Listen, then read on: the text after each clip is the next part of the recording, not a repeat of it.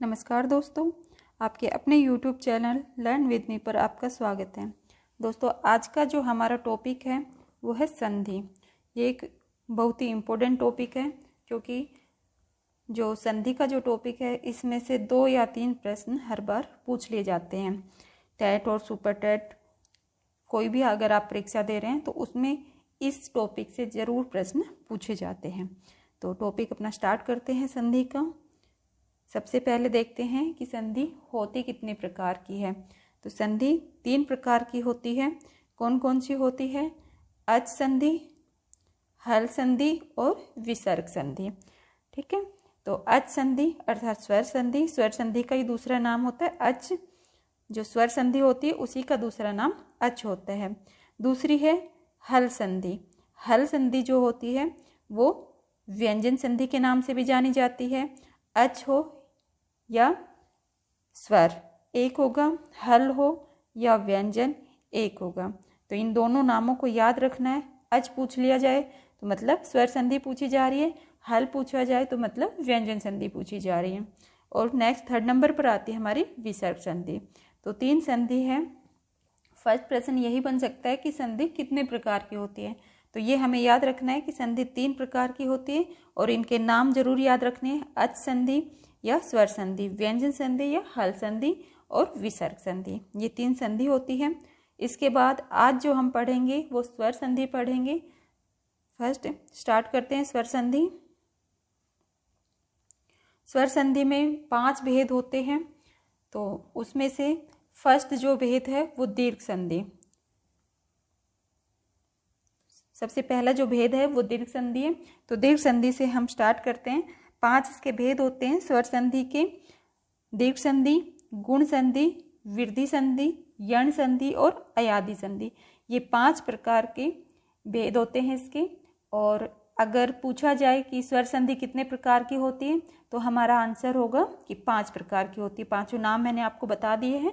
तो फर्स्ट जो है दीर्घ संधि, ये आज हम स्टार्ट करेंगे। स्वर संधि का ये पार्ट है दीर्घ संधि।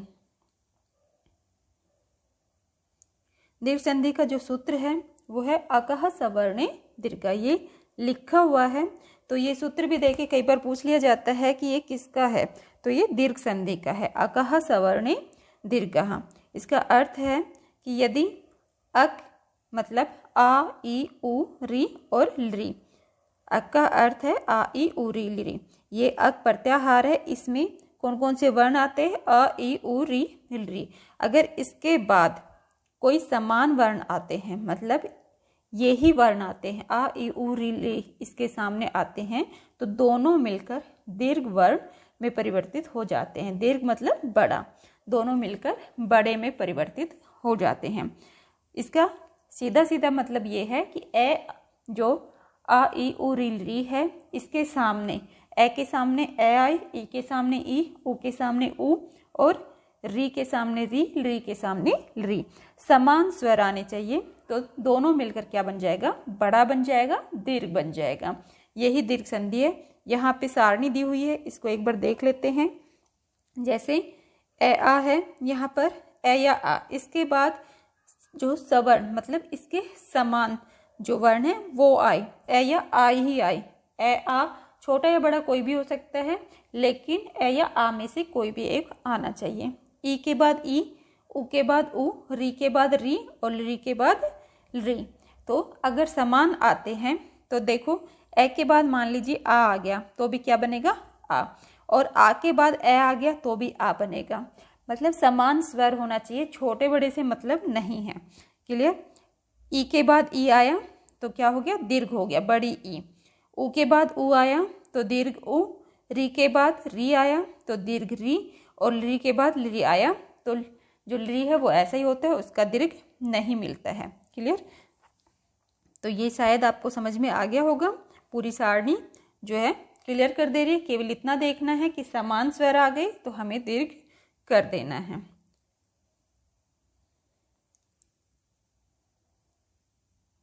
इस पे कुछ उदाहरण भी दिए हुए हैं। पहले हम ये देख लेते हैं। ये थोड़ा बना के यहाँ पर दिखाया हुआ है। अक के बाद सवर्ण मतलब अक जो है ए आ ई ई री री, इनके बाद अगर यही समान स्वर अगर आते हैं तो उनका दीर्घ हो जाता है, आ हो जाता है, बड़ी ई, बड़ा ओ, बड़े री, ये दीर्घ रूप उसका बन जाता है। यहाँ पर उदाहरण दिए हुए नीचे देखिए, धर्म, अर्थ, आ जो है वो निकाल के दिखाया हुआ है, माँ के साथ था, माँ का जो है आ निकाल दिया अलग, यहाँ पर शो करने के लिए कि धर्म में अंत में क्या वर्ण था, आ था, और अर्थ में भी क्या है, पहला वर्ण आ, तो दोनों यहाँ पर समान स्वर्ण है। ठीक है, आ प्लस आ दोनों मिलकर बड़ा आ बन जाता है और संधि बनती है धर्मार्थः। ठीक है, तो इस प्रकार से हमें देखना है, दोनों साइड अगर एक ही स्वर आया हुआ है तो उसका दीर्घ हो जाएगा। ऐसे ही तथा प्लस अपि, आ प्लस आ, तथापि बन जाएगा, दीर्घ बन जाएगा। इंद्र, कपि प्लस इंद्र, कपि प्लस इंद्र, दोनों में छोटी ई है और दोनों की छोटी ई मिलकर बड़ी बन जाएगी, क्योंकि समान स्वर है और दोनों मिलकर बड़ा हो जाएगा, तो संधि होने के बाद हो जाएगा कपेंद्र। नेक्स्ट सुधि इंद्र, यहाँ पर सुधि में छोटी ई और इधर भी छोटी ई, दोनों बड़ी ई बन जाएगा, दोनों समान स्वर थे इसलिए क्या बन जाएगा, सुधींद्र। नेक्स्ट गुरु प्लस उपदेश, सेम वही, छोटा ऊ मिलकर बड़ा ऊ बन गया, गुरु उपदेश। वधु प्लस उत्सव, बड़ा ऊ और छोटा ऊ मिलकर वधु उत्सव। यहाँ पर देखिए पितृ, री अलग करके दिखाया हुआ है और इधर ऋणम, ऋण, पितृ प्लस ऋण दोनों मिलकर यहाँ पर दीर्घ हो जाएगा, पितृणम, ये जो है दीर्घ है, यहाँ पे जो मात्रा है वो दीर्घ आएगी, पितृणम। ठीक है, इसी प्रकार से आगे जो उदाहरण दिए, हिमालय, हिम प्लस आलय, आ बड़ा आ दोनों मिलकर बड़ा आ बन जाएगा। विद्यालय, गिरीश, श्रीशय, इनको आप करके देख सकते हैं, तो दोनों समान, केवल एक जैसा स्वर आना चाहिए, उसका दीर्घ हो जाता है, ये हमें याद रखना है। तो इसके साथ ही हमारी दीर्घ संधि जो है कंप्लीट हुई। अब आती है गुण संधि। गुण संधि, इसमें ये जो सूत्र लिखा हुआ है ये गुण संज्ञा का सूत्र है, संज्ञा अलग है और संधि अलग है। तो इसमें सिर्फ आपको इतना याद रखना है कि गुण संज्ञा का सूत्र क्या है। तो अगर पूछ लिया जाए गुण संज्ञा का क्या सूत्र है, तो आद गुणः, बस ये नाम आपको याद रखना है, आद गुणः, और इसमें कुछ भी याद नहीं रखना। अब आते हैं गुण संधि पर। गुण संधि का जो सूत्र है वो है अदेंग गुणः, ये हमें याद रखना है। गुण संधि का सूत्र है अदेंग गुणः और गुण संज्ञा का सूत्र है आद गुणः, ये हमें याद रखना है। दोनों प्रश्न बन सकते हैं, गुण संज्ञा का कौन सा सूत्र है, गुण संधि का कौन सा सूत्र है। तो आद गुणः गुण संज्ञा करने वाला है और अदेंग गुणः गुण संधि करने वाला है, ये हमें याद रखना है। इसकी वृत्ति अत एंग च गुण संज्ञा स्यात्।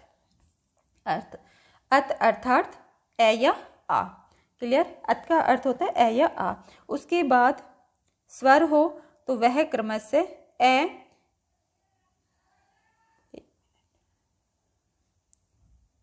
क्रमशः ए प्लस ई, ए बन जाएगा। जो अत है, ए या आ है, इसके बाद अगर ई, उ, ये हमें मिलता है री और री, ई, उ, री, ली, केवल समान स्वर नहीं होने चाहिए। ए या आ के बाद ए या आ को छोड़कर जो स्वर है ई, उ, री, री, अगर ये हमें मिलता है तो कौन सी संधि हो जाएगी, गुण संधि। ए या आ प्लस ई क्या बनेगा, ए बन जाएगा। ए या आ प्लस ई, ए बनेगा। ए या आ प्लस उ, उससे बनेगा ओ, ठीक है। और ए या आ प्लस री अर, ए या आ प्लस री अल, ये गुण संधि करते हैं। यहाँ पर इसकी सारणी दी हुई है, इसमें हम अच्छे से समझ सकते हैं। देखिए ए या आ, सबसे पहले हमें फर्स्ट जो शब्द होगा उसका अंतिम वर्ण देखना होगा, ए या आ है।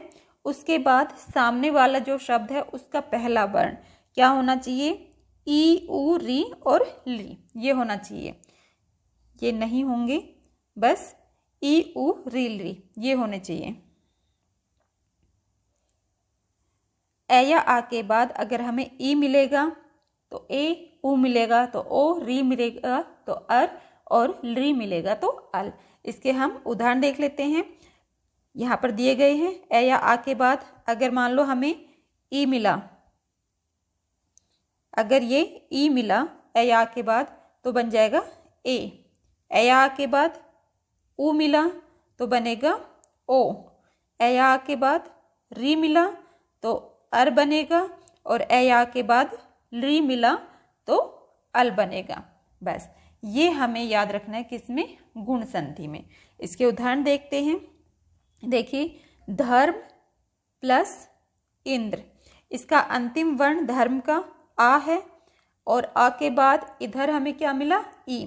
तो अभी हमने पढ़ा आ के बाद अगर ई मिले तो कौन सा वर्ण बन जाएगा, ए बन जाएगा। तो इस तरह से जब हम इन दोनों को जोड़ेंगे तो क्या बन जाएगा, शब्द धर्मेंद्र। ए बनेगा किसमें, गुण संधि में। अगर देखें तो गुण संधि की पहचान होती है, उसमें ए की मात्रा, ओ की मात्रा, अर और अल। अगर ये आपको दिखता है तो कौन सी संधि, गुण संधि है। ठीक है, नेक्स्ट देखते हैं उदाहरण। तथा प्लस इदम, आ प्लस ई, ए शब्द बन जाएगा तथेदम। ऐसे ही भाग्य प्लस उदय, आ प्लस उ, ओ बनता है तो क्या बनेगा शब्द, भाग्योदय। नेक्स्ट, गंगा प्लस उदकम, आ प्लस उ क्या बनेगा, आ प्लस उ बनता है ओ तो क्या बन जाएगा, गंगोदकम। राज प्लस ऋषि, आ प्लस री, आ प्लस री से अर बनता है राजर्षि। तव प्लस ऋकार, आ प्लस री से अल बनता है तो क्या बन जाएगा, तवल्लकार। दिन प्लस ईशय, आ प्लस ई क्या बनेगा, ए तो शब्द बनेगा दिनेश। रमा प्लस ईशय है, आ प्लस ई है, ए बनेगा, शब्द बन जाएगा रमेशः। जल प्लस उर्मी, आ प्लस उ है, क्या बनेगा, ओ। आ प्लस उ से ओ तो शब्द बन जाएगा जलोर्मी। महा प्लस ईशाह, आ प्लस ई है, क्या बनेगा, ए। आ प्लस ई से ए और शब्द बन जाएगा महेशः। महा प्लस ऋषि, आ प्लस री क्या बनता है, अर तो शब्द बन जाएगा महर्षि। महा प्लस लिकार है, आ प्लस ली और शब्द बनेगा महल्लकार, क्योंकि आ प्लस ली से बनता है अल और शब्द बन जाएगा हमारा महल्लकार है। इस प्रकार से ये जो गुण संधि है ये कंप्लीट हुई। तो दो संधि हम पढ़ चुके हैं। सबसे पहले हमने पढ़ी दीर्घ संधि और नेक्स्ट गुण संधि। तो आज हम इतना ही करते हैं, जो आगे जो बची हुई संधि है वो नेक्स्ट वीडियो में कंप्लीट करेंगे। Thank you.